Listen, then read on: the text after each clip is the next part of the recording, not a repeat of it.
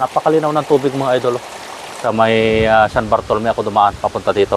Yung grotto. Ano naman, sumasayaw? Wag na. Talagang bumababa. Okay, magandang araw sa inyo mga idol. So ngayong araw na ito ay nandito naman tayo sa may paanan ng bundok Makiling. So dito yan sa may San Bartolome, Santo Tomas, Batangas. At pupuntahan din natin yung grotto dito mismo sa may San Bartolome, Santo Tomas, Batangas, na matatagpuan nga dito sa may gilid ng bundok Makiling. Okay, bago tayo magpatuloy na pumunta o umakyat doon sa bundok Makiling, ay ipakita ko muna sa inyo itong isang ilog dito sa paanan ng Mount Makiling. Dito nga yan sa may San Bartolome, Santo Tomas, Batangas. Ayan mga idol, ito ay isang ilog. Dito yan mismo sa may paanan ng Mount Makiling. At kung makikita nyo ay medyo marami-rami din yung tubig niya. At pwedeng maligo sa lugar dito. So napakaganda ng tubig, malinaw siya. Dahil ito ay nagagaling mismo doon sa ibabaw ng o dyan sa bundok Makiling. Ayan. Meron daan dito. Tingnan ko lang yung unahan.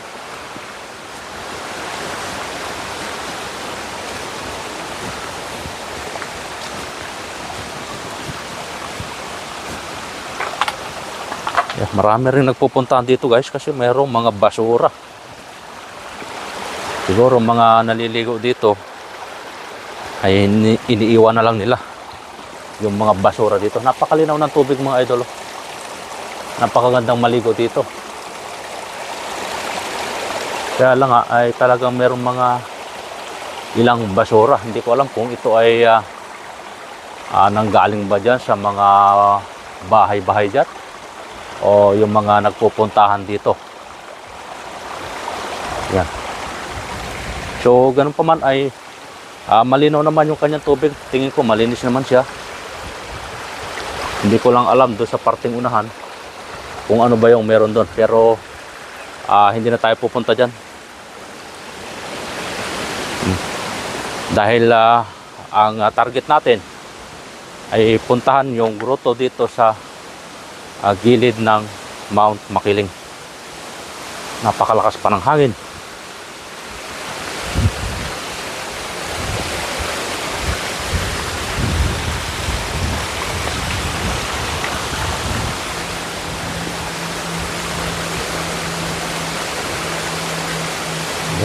Ganda ng tubig dito.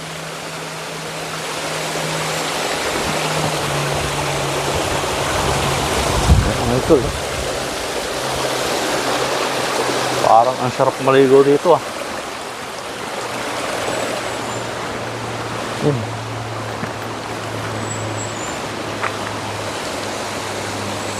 Sarap magbabad. Dito wala kayong babayaran. Kahit sa parking ng motor, wala ka rin kayong babayaran. Libre lahat. Pwede kayong magbabad dito. Yun nga lang, medyo mababaw siya ng konti. Kasi ito, ginawan lang nila ng harang para magkapondo ng tubig dito. Para lumalim itong lugar na ito. Pero ganun pa man, ay okay na rin maligo dito kahit ganito kababaw. Kasi libre naman. At saka malinaw naman talaga yung tubig. Sulit na rin ito sa mga siguro 3 katao. Pwede na magbaba dito ng sabay-sabay. 3, 4, pwede yan. Yan ito guys yung baba ng Mount Makiling. Dito sa may San Bartolome ako dumaan papunta dito.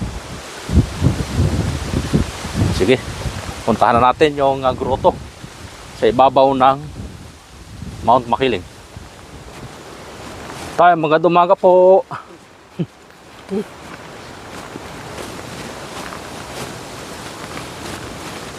Mga idol, no? Ito yung daan papunta ro sa grotto. Medyo masukal Kasi parang wala masyadong pumupunta ngayon. Pero may dumadaang motor dito. Meron siyang bakas. Pwede palang sakyan ang motor dito. Basta kaya ng inyong braso, no, na kontrolin yung motor paakyat dito.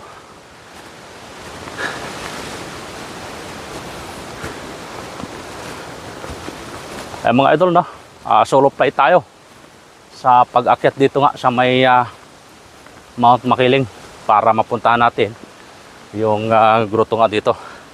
At syempre sisilipin na rin natin yung ibang area ng Mount Makiling na ito sa pamamagitan ng drone.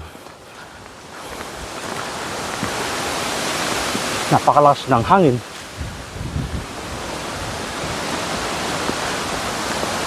Wow. Pero ang problema dito, baka hindi tayo makalipad. Baka hindi makalipad yung ating drone. Linawin ko lang, ha. Baka sabihin nyo na naman ako yung lilipad.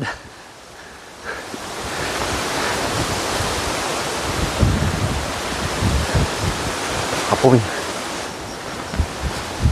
Yan. Nakikita nyo na yung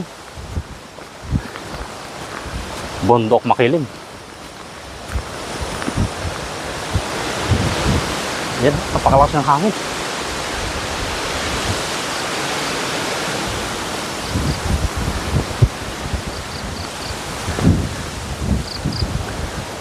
Ayun yung grotto, oh. Nakikita ko na yung ibabaw, yung kanyang pinakang bubong.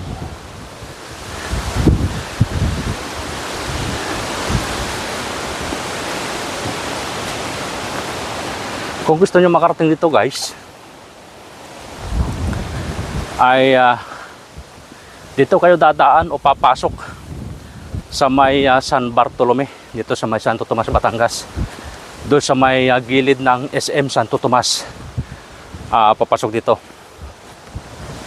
Siguro tansya ko mga 5 kilometer hanggang dito sa may parkingan ng motor. Pasok naman yung mga 4 wheels hanggang doon sa may pinagparkingan ko ng motor. Tapos dito ay maglalakad na kayo, siguro mga ano lang ito, 1 kilometro mula doon sa parking area. Pakalakas ng hangin. Grabe ang lakas ng hangin dito. Parang may hirapan yata tayo magpalipad ng drone dito, ah. Wala naman tour guide, guys, kasi malapit lang.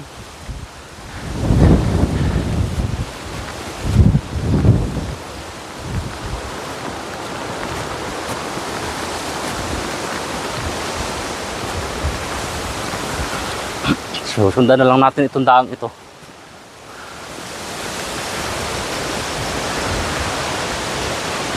Yan, buti na lang, walang ulan. Kung may ulan ay sigurado maputik ang daan dito. Buti medyo umaraw na.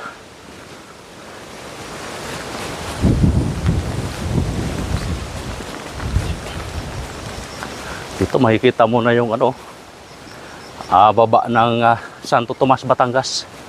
Yan yung area.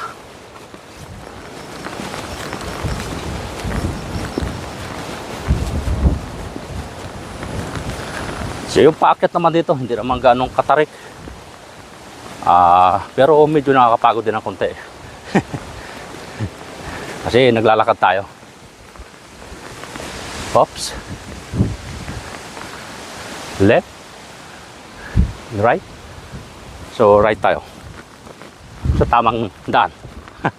Right.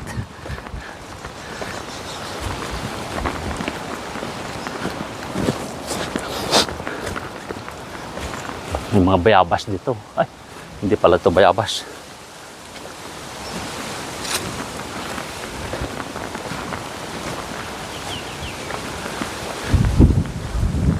Yan, oh. Yan, medyo mayroong kaunting patarik, pero kayang-kaya.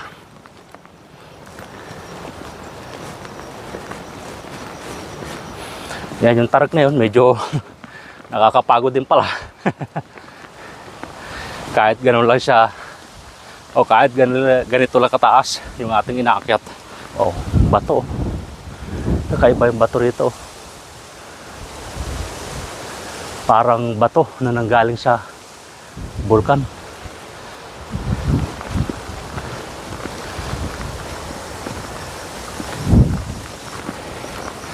Aba, nakakapagod din pala.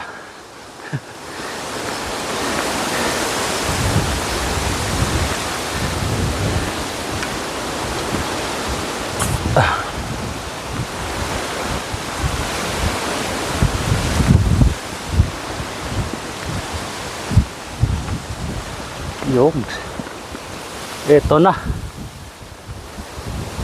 yung grotto.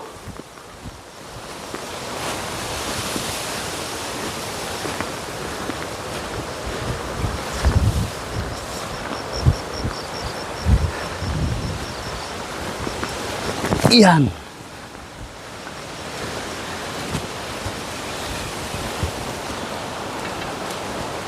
Okay, oh. Meron siyang ilaw pala dito sa gabi.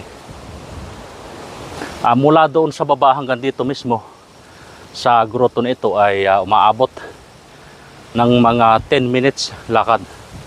Kaya malapit lang siya.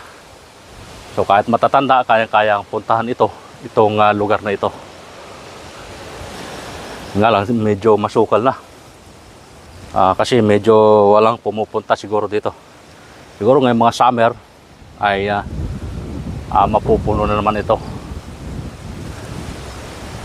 Ayan, napakaganda nitong bundok Makiling, guys. Dahil tayo ng bundok Makiling. Ayan, ito ang grotto. Kitang-kita yung lugar ng ng Santo Tomas, Batangas. Yung kalawakan ng Santo Tomas, Batangas. Yan, kung nakikita nyo yung lugar na yan, yan yung may IPIP. At yung bundok na yon ay sa may Tagaytay. Ayan, kita nyo pala dito yung yung area ng Taal Volcano. Pati yung Mount Makulot. Kita rin dito. Yan, pwede kayo pala magdala ng dito ng kandila, oh. Pwedeng magsindi ng kandila dito. Yan, medyo masukal nga lang.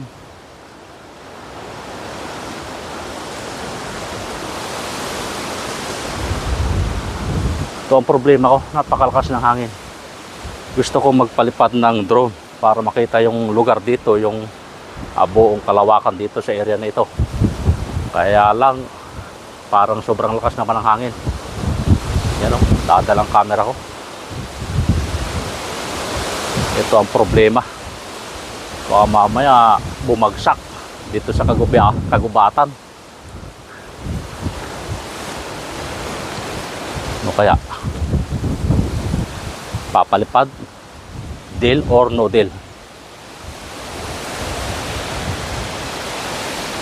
O nga pala, Happy New Year sa inyong lahat. Kapapasok lang ng 2025. Ito yung una kong inakyat dito sa Paanan o dito sa may bundok Makiling. Itong taong 2025 January. Unang akyat sa taong 2025. Yan, subukan din natin magpalipad, guys, kahit malakas yung hangin. Compass calibration required.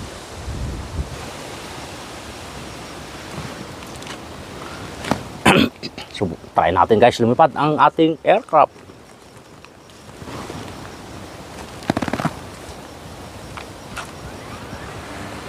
Take off. Home point update.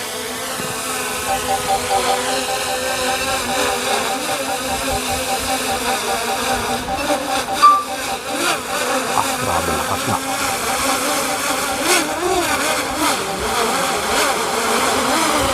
Ang likot. Ang likot, ah.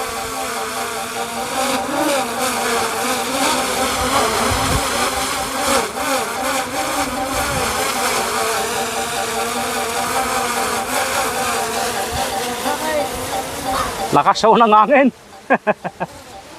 Delikado eh.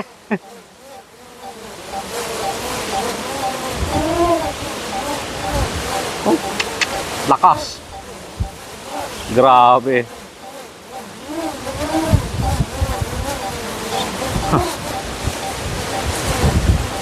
Delikado. Pagka-lakas-lakas naman ng hangin. Ang galaw ah.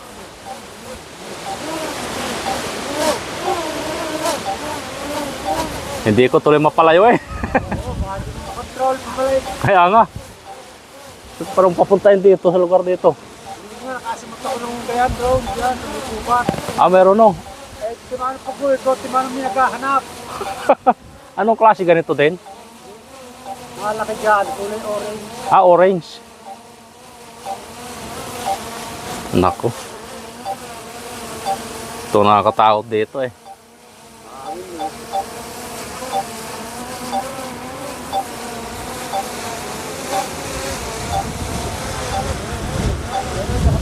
Opo, sige po. Siya po ang punta kuya. Ay, kubo nyo po yan? Oo. Sobrang napakalakas guys talaga. Nakakatakot palayuin yung ating drone. Sumasayaw siya. Tingnan nyo naman. Ayan o, sumasayaw siya eh.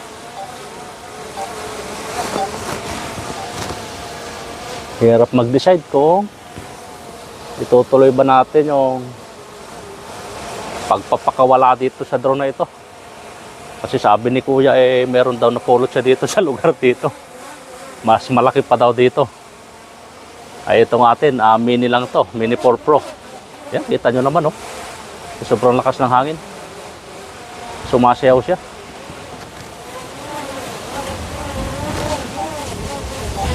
So, kailangan desisyon dito. Oh, yeah, grabe, nakakatakot naman to.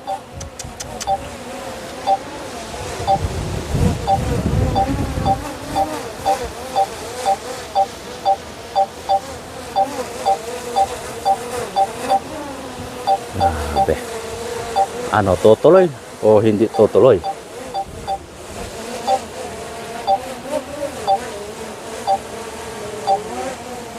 Tanong nyo naman yung puno ng niyog. Halos wala ng dahon. Eh ito pa. Baka mangyari magpulot din tayo nito kung saan lugar dito. Ito pa naman makarating sana dyan, no? Sa ibabaw niyang bundok niya.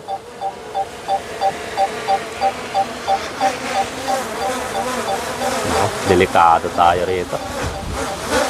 No, yan, sumasayaw, oh.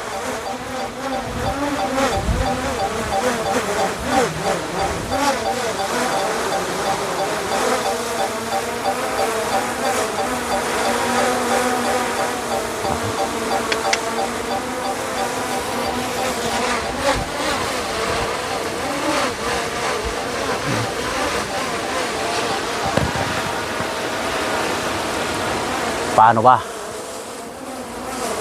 Ano? Drone, aircraft, kaya mo? Yeah. Yan oh, kaya mo naman. Ay lalo kung patataasin pa natin to. Baka lalo nang mawala ng control. Naku, hindi na muna. Siguro mga next time na lang. Kapag medyo tahimik na itong hangin. O medyo tahimik na yung panahon. Yan guys, yan lang muna yung ating gagawin. Kasi mahirap na. Baka mawalan tayo ng control sa ating aircraft.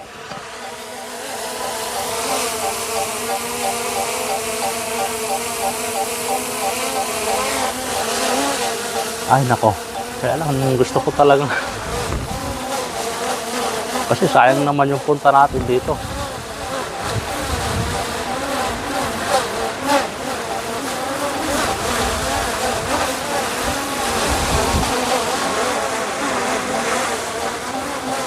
Sumasayaw eh. Ano naman, sumasayaw?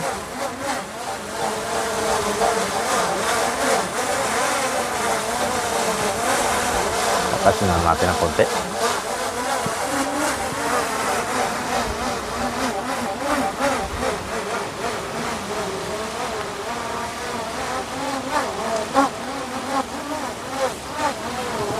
sobrang likot talaga. Baba, baba, baba.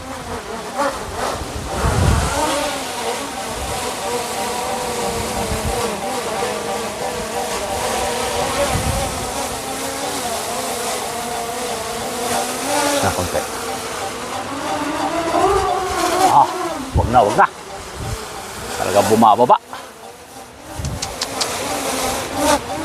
Wag na guys, hindi na tayo tutuloy. Napakadelikado. Nagwawala yung ating aircraft. Wag na, wag na. Baba na, baba na.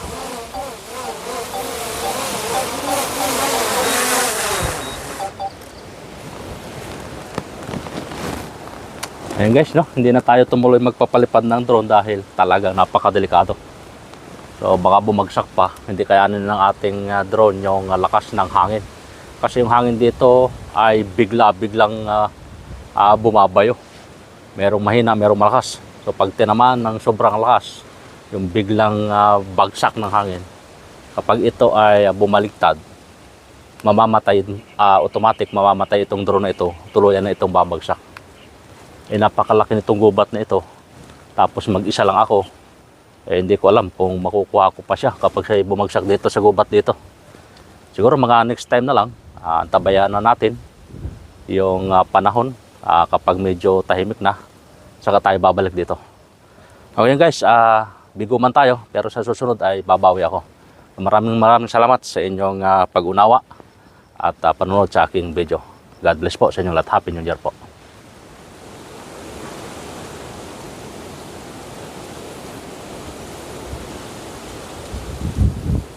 Gandang pagmasdan ng bundok Makiling.